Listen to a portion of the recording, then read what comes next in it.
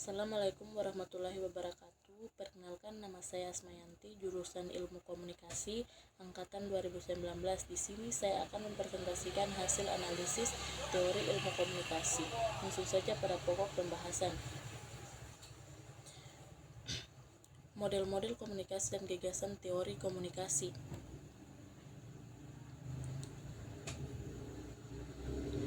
Model-model komunikasi menurut para ahli. 1. Model komunikasi Aristoteles.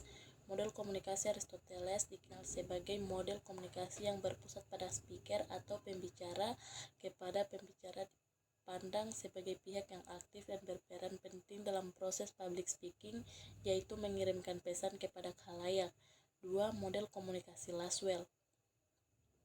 Model komunikasi Laswell awalnya dikembangkan untuk menganalisis komunikasi massa, khususnya studi tentang media propaganda. Namun, pada perkembangannya model ini digunakan pula untuk menganalisis komunikasi interpersonal atau komunikasi kelompok yang menjadi sasaran dimensinasi pesan.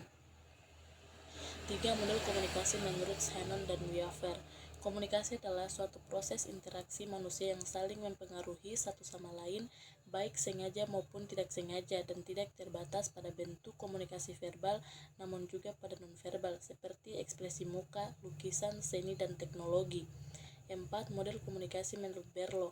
Model komunikasi menurut Berlo merupakan model yang menggambarkan proses komunikasi melalui model komunikasinya. Berlo menggambarkan faktor-faktor yang mempengaruhi setiap elemen yang dimiliki individu dalam proses komunikasi guna membuat komunikasi menjadi lebih efisien. 5. Model komunikasi menurut Barnard. Model komunikasi menurut Barnard adalah salah satu model komunikasi yang cukup populer. Model ini pertama kali diperkenalkan oleh Dan C. Barnard. Ia adalah seorang ahli komunikasi yang berasal dari Amerika Serikat, di mana konsepnya ia mengenalkan ada dua macam jenis model komunikasi, yakni komunikasi intrapersonal dan komunikasi interpersonal. Kedua jenis komunikasi ini tentu saja memiliki pengertian yang berbeda. 6. Model komunikasi menurut Osgood dan Scream.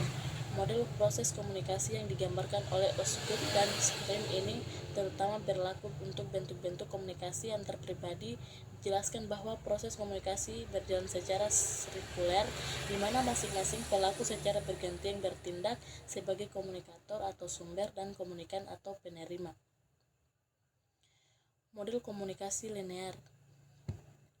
Komunikasi linear merupakan suatu proses penyampaian pesan dari seorang komunikator kepada komunikan secara langsung maupun tidak langsung yang memanfaatkan berbagai media komunikasi, di mana komunikasi ini hanya terjadi satu arah saja tanpa terjadi timbal balik terhadap pesan yang disampaikan komunikator. Model transaksional. Model ini menggarisbawahi pengiriman dan penerimaan pesan yang berlangsung secara terus-menerus dan dalam sebuah episode komunikasi. Komunikasi bersifat transaksional adalah proses kooperatif. Pengiriman dan penerima sama-sama bertanggung jawab terhadap dampak dan efektivitas komunikasi yang terjadi. Model komunikasi interaksional menggambarkan komunikasi sebagai sebuah proses di mana partisipan komunikasi saling bertukar posisi sebagai pengirim pesan dan penerima pesan serta membentuk makna bersama dengan cara mengirim dan menerima umpan balik dalam konteks fisik dan psikologis. Konsep teori dan model konsep adalah suatu yang umum atau representasi intelektual yang abstrak dari situasi, objek atau peristiwa, suatu akal pikiran, suatu ide atau gambaran mental. Teori adalah seperangkat penjelasan tentang konsep terkait fenomenologi yang telah teruji kebenarannya. Model adil rencana, representasi atau deskripsi yang menjelaskan suatu objek, sistem atau konsep yang 7. Tradisi teori komunikasi menurut Robert Craig. 1. Semiotika atau semiotik, studi mengenai tanda dan simbol. Tanda mewakili objek, ide, situasi, keadaan, perasaan, dan sebagainya yang berada di luar diri. Kelompok teori semiotik menjelaskan bagaimana tanda dihubungkan dalam makna dan bagaimana tanda diorganisasi. Tanda merupakan konsep dasar dalam tradisi semiotika. Pesan memiliki kedudukan yang sangat penting dalam komunikasi. tanda dan simbol bahasa dan wacana. 2. Fenomenologi pengalaman sadar individu. Manusia secara aktif menginterpretasi pengalaman mereka sehingga mereka dapat memahami pengalaman personal dan langsung dari lingkungan.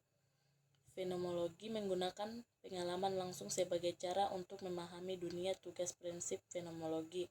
Pengetahuan adalah kesadaran. Pengetahuan bukan disimpulkan dari pengalaman, tetapi ditemukan secara langsung dari pengalaman sadar.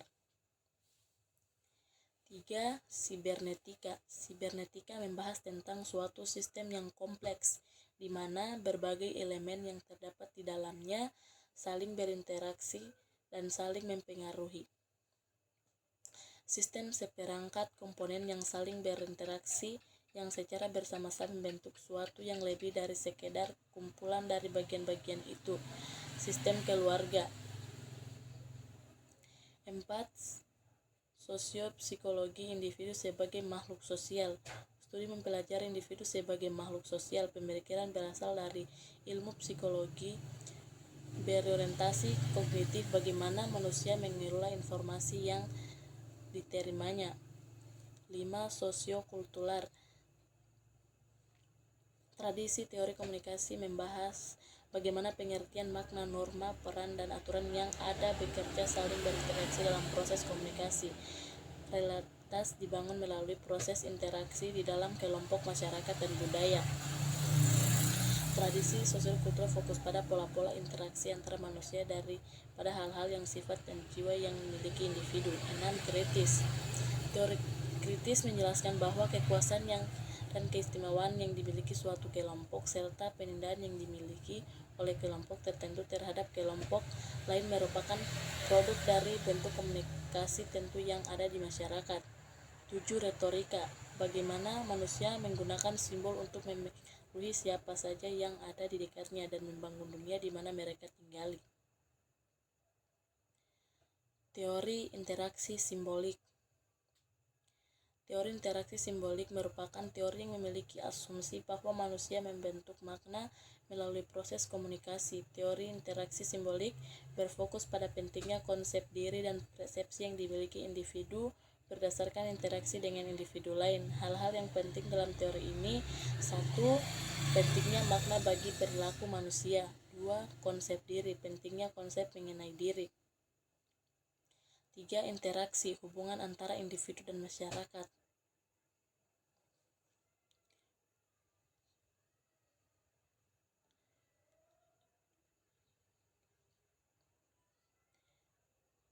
Teori dramaturgi. Teori dramaturgi Erving Goffman memperkenalkan konsep dramatisme sebagai metode untuk memahami fungsi sosial dari bahasa dan drama sebagai pentas simbolik kata dan kehidupan sosial. Fokus pendekatan dramaturgis adalah bukan apa yang orang lakukan, bukan apa yang ingin mereka lakukan atau mengapa mereka melakukan, melainkan bagaimana mereka melakukannya. Inti teori dramaturgi. 1. Teori dramaturgi menjelaskan bahwa identitas manusia adalah tidak stabil dan merupakan setiap identitas bagian kejiwaan psikologi yang mandiri. 2. Identitas manusia biasa saja berubah-ubah tergantung dari interaksi dengan orang lain. 3. Disinilah dramaturgis masuk, bagaimana kita menguasai interaksi tersebut. 4. Dalam dramaturgis interaksi sosial dimaknai sama dengan pertunjukan teater. Teori disonansi kognitif. Disonansi kognitif, perasaan yang tidak seimbang, adalah perasaan ketidaknyamanan yang diakibatkan oleh sikap, pemikiran, dan perilaku yang tidak konsisten. Keadaan disonansi kognitif dikatakan sebagai keadaan ketidaknyamanan psikologis atau ketegangan yang memotivasi usaha-usaha untuk mencapai konsonansi. Disonansi adalah sebutan untuk ketidakseimbangan. Konsonansi adalah sebutan untuk keseimbangan. Asumsi dari teori disonansi kognitif: manusia memiliki hasrat akan adanya konsistensi pada keyakinan, sikap, dan perilakunya. Disonansi diciptakan oleh inkonsistensi psikologis. Disonansi adalah perasaan yang tidak suka yang Monroe yang untuk melakukan tindakan-tindakan dengan dampak yang dapat diatur. Disonansi akan mendorong usaha untuk memperoleh konsonansi dan usaha untuk mengurangi disonansi. Teori simbol Susan Langer. Menurut Langer, semua binatang yang hidup didominasi oleh perasaan, tetapi perasaan manusia dimediasikan oleh konsepsi simbol dan bahasa. Binatang merespon tanda, tetapi manusia menggunakan lebih dari sekedar tanda sederhana dengan menggunakan simbol. Teori pelanggaran harapan. Teori pelanggaran harapan merupakan salah satu teori komunikasi yang menggambarkan bahwa seorang memiliki harapan terhadap jarak perilaku nonverbal orang lain yang dapat memberikan kenyamanan kepadanya. Teori pengukuran ketidakpastian. Latar belakang teori ini digunakan untuk menjelaskan proses komunikasi antara dua orang yang tidak saling kenal sebelumnya sehingga berupaya mencari informasi guna mengurangi ketidakpastian. Ketidakpastian ini bisa dikurangi secara bertahap dengan membuka diri, komunikasi nonverbal, dan bertambahnya kesamaan. Berger dan Calabrese yakin ketika orang-orang asing pertama kali bertemu termotivasi untuk memprediksi maupun menjelaskan apa yang terjadi dalam perjumpaan awal. Asumsi dasar teori. 1. Orang mengalami ketidakpastian dalam komunikasi interpersonal dengan orang yang belum dikenalnya. 2. Ketidakpastian merupakan situasi yang tidak disukai yang dapat menimbulkan stres secara kognitif. 3. Ketika dua orang yang tidak saling kenal terlibat percakapan, maka mereka berupaya untuk mengurangi ketidakpastian dan meningkatkan prediktibilitas, yaitu kemampuan untuk membuat perkiraan terhadap pihak lainnya. Teori bahasa, teori tanda verbal. Teori bahasa dicetuskan oleh Ferdinand de Saussure pada tahun. Studi mengenai bahasa dipengaruhi semiotika dan sebaliknya. Penting untuk mengetahui struktur bahasa karena struktur mempengaruhi pesan. Teori bahasa oleh Ferdinand de Saussure of Ferdinand Saussure mengajarkan bahwa tanda termasuk bahasa dapat berubah-ubah. Bahasa yang berada menggunakan kata-kata yang berada untuk hal yang sama dan biasanya tidak ada hubungan secara fisik antara sebuah kata dan acuannya. Oleh karena itu, tanda adalah kaidah yang ditata oleh aturan. Tanda tidak menandakan objek melainkan mendasari mereka. Teori tanda nonverbal. Kode nonverbal adalah sekumpulan perilaku yang digunakan untuk menyampaikan, menggolongkan sistem kode nonverbal seperti halnya memiliki beberapa struktur. Sifat kode nonverbal adalah sekumpulan perilaku yang digunakan untuk menyampaikan arti. Jude Bourgon menggolongkan sistem kode nonverbal seperti halnya memiliki beberapa struktur sifat. Kode nonverbal menurut Jude Bourgon. Kode nonverbal cenderung analog daripada digital. Sinyal digital mempunyai ciri tersendiri seperti huruf dan angka, sedangkan sinyal analog serupa berkesinambungan membentuk sebuah tingkatan atau spektrum seperti volume suara dan intensitas cahaya. Tanda nonverbal seperti ekspresi wajah, intonasi vokal, kemiripan menyerupai benda yang telah disimbolkan. Kode nonverbal menyerupai objek yang tengah disimbolkan, misalnya ketika ada menggambarkan bentuk sesuatu di udara dengan menggunakan jari. Beberapa kode nonverbal menyampaikan makna universal. Teori penetrasi sosial. Definisi teori penetrasi sosial. Penetrasi sosial menggambarkan sebuah proses ikatan hubungan di mana individu bergerak dari komunikasi superficial tidak akrab menuju ke komunikasi lebih intim. Keintiman di sini bukan secara keintiman fisik, tetapi dimensi keintiman yang lain termaksud intelektual dan emosional dan hingga pada batasan di mana pasangan melakukan kegiatan bersama. Asumsi mate teori. Teori penetrasi sosial termaksud paradigma cerai, yakni sosiopsikologis. Manusia tidak bisa memahami realitanya hanya berdasarkan pengalamannya sendiri. Manusia harus berinteraksi dengan lainnya, sehingga kaitan penetrasi sosial dan sosiopsikologi terletak pada nilai dan budaya yang masuk dalam diri individu yang kemudian dipertukarkan dalam komunikasi dengan orang lain menjadi partnernya. Teori pertukaran sosial. Di sini definisi teori pertukaran sosial adalah salah satu teori sosial yang mempelajari bagaimana seseorang menjalin hubungan dengan menentukan keseimbangan antara keuntungan dan pengorbanan yang didapatkan dari hubungan tersebut. Setiap individu secara sukarela memasuki dan tinggal dalam hubungan sosial hanya selama hubungan tersebut cukup memuaskan ditinjau dari segi ganjaran dan biaya. Teori dialektika rasional. Teori dialektika rasional adalah sebuah konsep dalam teori komunikasi.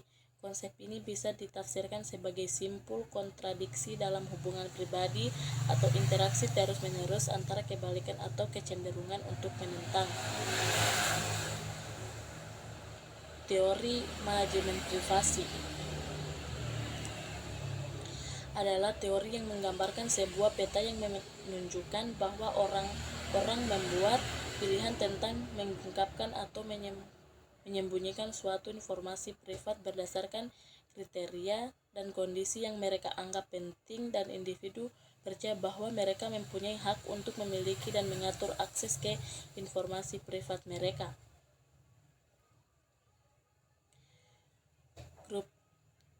Groupthink teori. Teori pemikiran kelompok. Groupthink teori menurut Rahmat 2005 merupakan sebuah proses pengambilan keputusan yang terjadi pada kelompok yang sangat kohesif, di mana anggota-anggota berusaha mempertahankan konsensus kebutuhan untuk sepakat kelompok sehingga kemampuan kritisnya menjadi tidak efektif lagi. Teori budaya organisasi. Teori budaya organisasi merupakan sebuah teori komunikasi yang mencakup semua simbol komunikasi, tindakan rutinitas, dan percakapan, dan makna yang diletakkan orang terhadap simbol tersebut.